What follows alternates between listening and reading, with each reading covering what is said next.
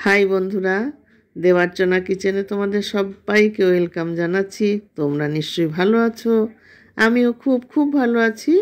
আজকে বন্ধুরা তোমাদের জন্য আমি নিয়ে এসেছি চিকেন স্যান্ডউইচ। দেখতে থাকো আমি কিভাবে করেছি, তোমরাও এইভাবে করে খেয়ে দেখবে, খুব টেস্টি লাগবে। আর তোমরা কেমন করে খাও সেটাও জানাবে। দেখো রান্নাঘরে চলে এসেছি, এখন আমি কড়াইতে তেল দিয়ে দিয়েছি, তেলটা গরম হচ্ছে।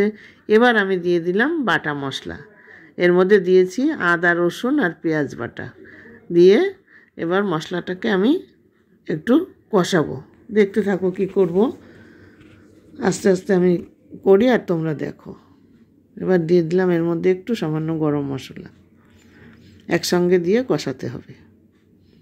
এবার ভালো করে কষিয়ে নিব। সুন্দর করে না কষালে এই মশলা দিয়ে কাঁচা গন্ধ আসবে, সেটা তো তোমরা নিশ্চয়ই জানো। আর তোমরা কে কেমন করে করো। এইবার আমি মাংসগুলো কিমা করে সিদ্ধ করে নিয়েছিলাম, সেই সিদ্ধ কিমাগুলো এবার এর মধ্যে দিয়ে দিলাম।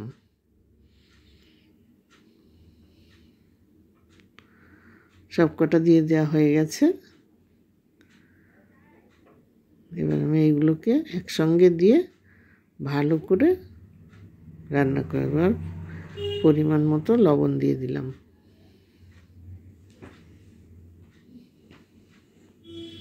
এটা নাড়াচাড়া যত সুন্দর, বেশি নাড়াচাড়া করলে কিন্তু আবার সেই রসকস থাকবে না, তাতে আবার ভালো লাগবে না। মানে যেমন করতে হয় তেমনই। তো তোমরা যারা আমরা রান্না করি তারা নিশ্চয়ই জানি।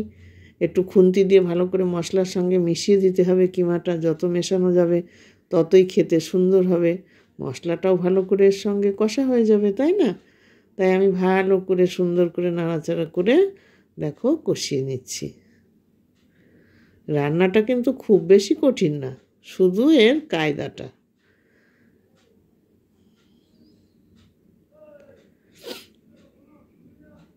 দেখতে থাকো তোমরা। হ্যাঁ বন্ধুরা, তোমাদের কেমন লাগে খেয়ে আমাকে কিন্তু জান। বন্ধুরা দেখো আমি বাটারও দিয়ে দিয়েছি এর মধ্যে, দেখতেই পাচ্ছ। এবার ভালো করে নাড়াচাড়া করে এর মধ্যে গোলমরিচ গুঁড়োও কিন্তু দেওয়া আছে, তোমাদের দেখাতে পারিনি যদিও, সেটা আমি মুখেই বলে দিলাম। এই যে আবার ভালো করে দেখিয়ে দিলাম। এই যে দেখো গোলমরিচের গুঁড়োটা দিয়ে দিলাম। আগে একটু দিয়েছি, আবার তোমাদের দেখানোর জন্য আমি আরেকবার দিয়ে দিলাম। এটা সুন্দর করে কষানো হয়ে গেছে। এখন একটু বাটার দিয়ে নিচ্ছি ফ্রাই প্যানে, নিয়ে পাউরুটি দিয়ে দিলাম। দিয়ে পাউরুটিটাকে ভালো করে ছেঁকে নেব সুন্দর করে। এই পাউরুটিটা কিন্তু আমার ওটসের পাউরুটি, সম্পূর্ণ ডায়েটের খাবার। এটা তোমরা যে কেউ খেতে পারো, ডায়েটের জন্য তো খুবই ভালো। আমি তেল বেশি দিইনি, মানে মশলাপাতিও বেশি না, খুব সিম্পলভাবে রান্না করছি। পাউরুটিটা ভালো করে ছেঁকে নিতে হবে, একটু তো টাইম লাগবেই।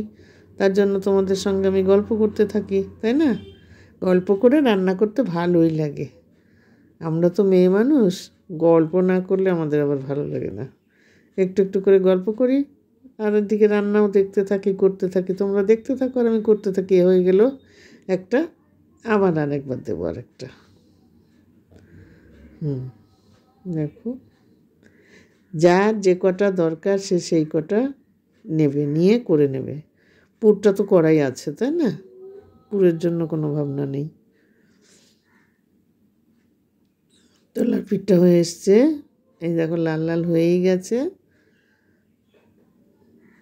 আমি কিন্তু বাটারও দেখেছো, খুব যে বেশি বাটার দিয়েছি তা কিন্তু না, অল্প বাটার দিয়েই আমি ছেঁকে নিচ্ছি চেপে চেপে, কারণ বেশি বাটার খাওয়াও তো ভালো না।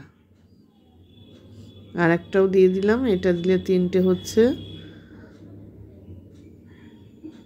কারণ যে কটা লাগবে সবার জন্য সে কটাই তো করতে হবে না। দেখো কত সুন্দর চাকা হয়ে যাচ্ছে।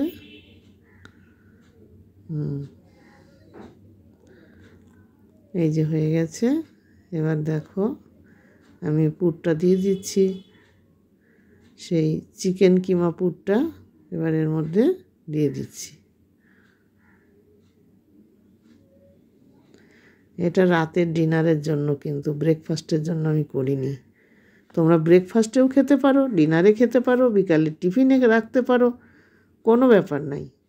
যখন ইচ্ছা খেতে পারো। শুধুমাত্র দুপুরবেলায় তো এটা খেলে পেট ভরবে না। এরপরে দিয়ে দিলাম আমি সস দিয়ে এবার কী করবো দেখো, এখন আমি